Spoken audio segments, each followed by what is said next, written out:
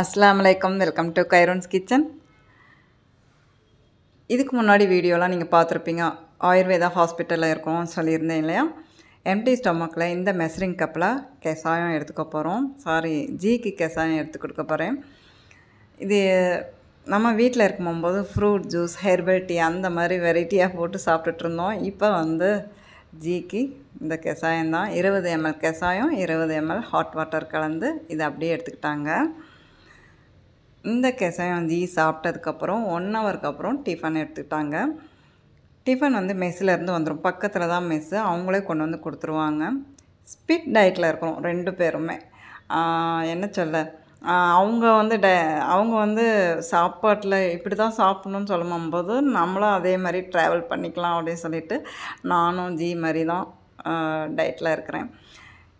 இட்லி, சட்னி, சாம்பார் கடகடன்னு ஓடுது பாருங்கள். ரசம் மாட்டேன், ஆனால் சாம்பார் தான், அது தண்ணி சாம்பார். இதுதான் காலை நேர டிஃபனாக இருந்தது.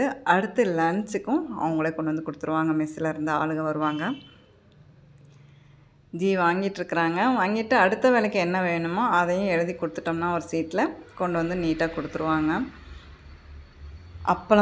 அப்பளம் தொடவே கூடாதுன்னு டாக்டர் சொல்லியிருக்கிறாங்க. ஆனால் அப்பளம் இல்லாமல் சாப்பாடு இறங்கவே இறங்காது ஜீக்கு.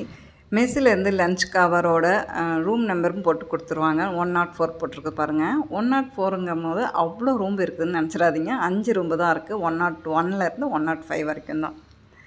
ஏன்னா ஒவ்வொருத்தரும் ஒவ்வொரு சொல்லுவாங்க. தயிர் சாப்பாடு ஒருத்தர் சொல்லுவாங்க, ஒருத்தர் தக்காளி சாப்பாடு சொல்லுவாங்க. நாங்கள் மீல்ஸ் சொல்லுவோம். அதனால் மோர் குழம்பு, அடுத்து ரசம், அதுக்கடுத்து பருப்பு குழம்பு, கத்திரிக்காய் போட்ட பருப்பு குழம்பு. ட்ரீட்மெண்ட்டோடு சேர்ந்து கஷாயம் டேப்லெட் எடுத்துக்கிறதோட டாக்டர் சொல்கிற மாதிரி ஃபுட்டும் எடுத்துக்கிட்டோம்னா சீக்கிரமாகவே குணமாகி வீட்டுக்கு திரும்பிடலாம் இல்லைங்களா? வாழை இலையில் நீட்டாக பேக் பண்ணி கொடுத்துருக்குறாங்க பாருங்கள். கூட்டு, பொரியல், ஊறுகான்னு சொல்லிட்டு அதுவும் வாழை இலையில் தான். அடுத்து நைட் டின்னருக்கு ஒரு ஆப்பிள், ஒரு செவ்வாழை. இந்த ஷார்ட்டில் பார்த்துருப்பீங்க இல்லையா? நோ ஆயில் நோ பாயிலுங்கிற மெத்தடில் ரெடி பண்ணேன். ஏன்னா 3 நேரமே ரைஸ் எடுத்துக்கிற மாதிரி இருக்குது. காலையில் இட்லி, மதியம் ரைஸ், மறுபடியும் நைட்டு இட்லின்னு தான் டாக்டர் சொன்னாங்க. இடியாப்பம் அல்லது இட்லி எடுத்துக்கலாம் அப்படின்னு சொன்னாங்க. இடியாப்பத்துக்கும் சட்னி சாம்பார் தான் வரும், இட்லிக்கும் சட்னி சாம்பார் தான் வரும் இங்கே மெஸ்ஸில். அதனால் நைட் ஃப்ரூட்ஸ் எடுத்துக்கலாம் அப்படின்னு சொல்லிட்டு ஃப்ரூட் சாலட் ரெடி பண்ணிகிட்ருக்கிறேன். நவாப்பழ பூ தேன். இது கொஞ்சம் எக்ஸ்பென்சிவ் தான். ஒவ்வொரு பூலையும் தேனும் இருக்கும் இல்லையா? அது மாதிரி நவாப்பழ பூ தேன் தான் இது. அடுத்து சியா சீடு தண்ணியில் ஊற போட்டு எடுத்து வச்சுருக்கிறேன். இப்போ அசம்பிள் பண்ணிடலாம். ஒரு டிஃபன் பாத்திரத்துலேருந்து ஒரு பாக்ஸ் எடுக்க போகிறேன். வீட்லையாக இருந்தால் நம்ம கலர்ஃபுல்லாக பவுல் எடுத்து வச்சு சர்வ் பண்ணுவோம். இங்கே அப்படியெல்லாம் நம்ம அளவாக தானே எடுத்துகிட்டு வந்திருப்போம். இங்கே ஹாஸ்பிட்டலில் 1/2 லிட்டர் பால் வாங்கி நல்லா காய்ச்சி ஆற வச்சு எடுத்து வச்சுருக்கிறேன். ஜீக்கு 3 வேளையுமே சத்து மாவு கலந்த பால் கொடுக்கணும் அப்படிங்கிறது டாக்டர் சஜஷன்.